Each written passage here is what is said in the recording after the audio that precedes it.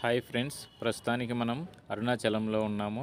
ఇప్పుడైతే అరుణాచలంలో అధిక వర్షాలు, వరదలతో చాలా క్లిష్ట పరిస్థితుల్లో ఉన్నాము. అయినా కూడా ఇటువంటి పరిస్థితుల్లో కూడా అరుణాచలేశ్వరుని దర్శనం కోసం మేము వేచి ఉన్నాము. ఈ వర్షాలలో ఎలా మేము అరుణాచలేశ్వరుని దర్శనం చేశాము, గిరి ప్రదర్శన చేశాము, ఎలా సేఫ్గా ఇంటికి వచ్చాము అనేది మీకు వివరిస్తాను. ఇదిగో ఇక్కడ చూస్తున్నారు కదా, ఇక్కడ చూపించే ఈ బిల్డింగ్సే శివసన్నది బిల్డింగ్స్. ఇది యాక్చువల్గా తెలుగువారి ఆశ్రమాలు. ఇదిగో చూసారా, ఇక్కడ కనిపిస్తున్న కొండలే అన్నమాట అరుణాచలగిరి. సో ఈ గిరి చుట్టూ తిరగడానికి ఈ వానల్లో సాహసం చేస్తున్నాము. ఇదిగో చూసారా అండి, ఇదే మాకు అలకేట్ చేసినటువంటి రూము. ఒక హాలు, ఒక బెడ్రూము, ఒక బాత్రూమ్ ఉంటుంది. చాలా నీట్గా ఉంటాయండి. మీకు ఈ సేవనిలయంలో బుక్ చేసుకోవాలనుకుంటే స్క్రీన్ మీద కనిపించే ఈ నెంబర్కి కాల్ చేశారంటే వాళ్ళు కన్ఫామ్ చేస్తారు. ఇదేనండి డైనింగ్ హాలు. సో ఇక్కడ భోజనాలు, టిఫిన్లు, స్నాక్స్, టీ, కాఫీ అన్నీ ఫ్రీ అండి. ఎవరైతే ఇక్కడ శివనిలయంలో బుక్ చేసుకుంటారో వాళ్ళకందరికీ ఫ్రీ అండి అన్ని రోజులు. సో ఇక్కడ ఇవండి టైమింగ్స్, భోజనాల టైమింగ్స్. సో ఇక్కడ చూసారా, భోజనాలు కూడా పాపం రైన్ సూట్లోనే తింటున్నారు. అటువంటి పరిస్థితి ఉంది అరుణాచలంలో ఇప్పుడు. చాలా భోజనాలు కానీ అన్నీ చాలా నీట్గా ఉన్నాయని, చాలా టేస్టీగా ఉన్నాయి.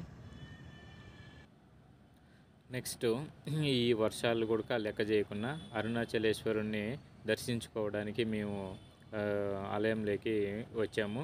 చూడండి వర్షం ఎలా పడుతుందో. ఇది ఆలయం లోపల ఇన్సైడ్ వ్యూ అండి. చుట్టుకారం వచ్చేసి ప్రహారీ గోడ ఉంటుంది. గోడ లోపల ఇది వ్యూ అన్నమాట. సో ఫైనల్గా అయితే మేము క్యూలోకి వచ్చాము. మేము ఫ్రీ దర్శనం కన్నా 50 రూపీస్ దర్శనమే బెటర్ అనుకొని ఇక్కడికి వచ్చాము.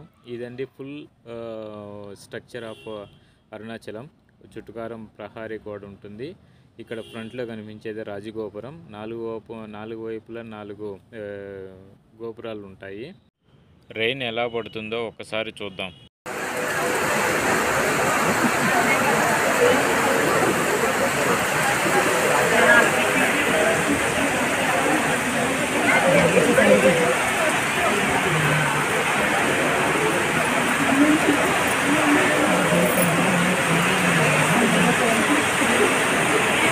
బా వాన.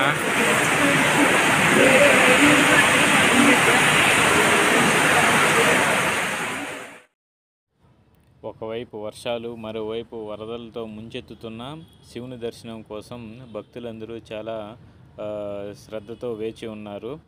ఆ వరదలు, వర్షాలను కూడా లెక్క చేయకుండా శివదర్శనం కోసమే వాళ్ళ మనసంతా శివుని మీదనే ధ్యానించుకుంటూ క్యూలో నిలబడ్డారు.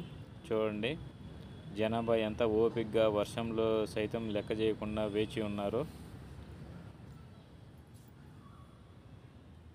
చూడండి జనాభా చూడండి. ఫైనల్గా అయితే మనము గుడి లోపలికి ఇన్సైడ్ లేకి వచ్చేసాము. చూడండి ఇదండి గుడి ఇన్సైడ్ వ్యూ. ఇది చాలా అద్భుతమైన ప్రదేశం అండి. చూడండి ఇది ఇక్కడ వచ్చేసి స్వామివారి దర్శనం అయిపోయిన తర్వాత అమ్మవారి దర్శనంకి వచ్చే గర్భగుడి ప్లేస్ అండి ఇది. చూడండి చాలా మొత్తం అంతా రాతి కట్టుడు ఉంటుంది. చాలా అందమైన ప్లేసు. సో దర్శనం అయిపోయిన తర్వాత 1 నిమిషం కూర్చొని శివ స్మరణ చేసుకొని సో బయలుదేరదామని కూర్చున్నాము. చూడండి వాటర్ చూడండి, చుట్టుపక్కల ప్రహారీ గోడ నుంచి వాటర్ ఏ విధంగా దూకుతున్నాయో ఆలయం లోపలికి. సో స్టిల్ మేము ఇక్కడే ఉన్నాము. సో దర్శనం అయితే అయింది కానీ బయటికి ఎలా వెళ్ళాలో నిలబడి ఆలోచిస్తున్నాము. చూడండి. సో ఫైనల్గా అయితే దర్శనం అయిపోయింది.